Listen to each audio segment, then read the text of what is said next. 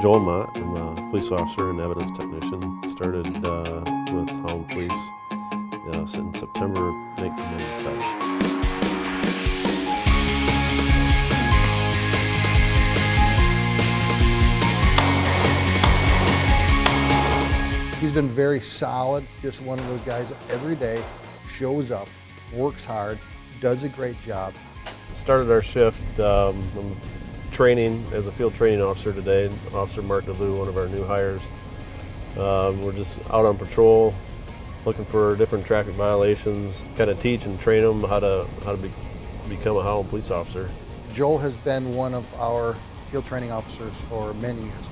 He does an amazing job working in that one-on-one environment and taking a young green officer, walking alongside them and slowly giving them more information. Part of it, especially early on, the training officer will do a lot of the work with the probationer observing, and then as the process continues, that pendulum starts to swing to where the probation officer is doing more and more of it, while the training officer is now observing and making sure that they're doing it correctly. But then the coaching that comes along with it.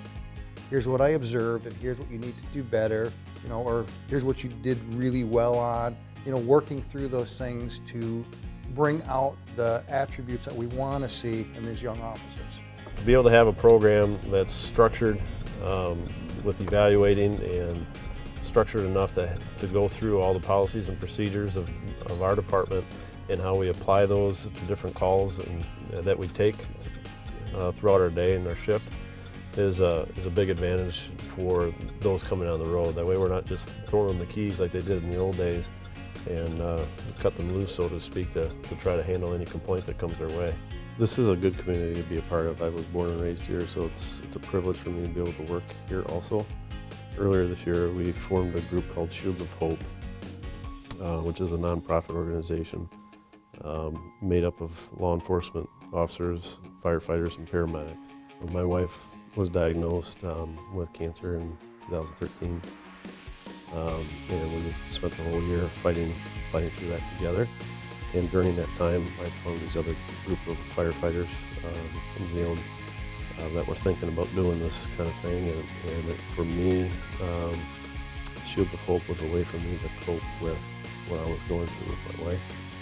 A way to show support for my wife, but also my wife and I really felt like God was telling us that we needed to do something more for those that were like her, and just try to spread some love and hope and encouragement to them and their families during probably the hardest time in their life.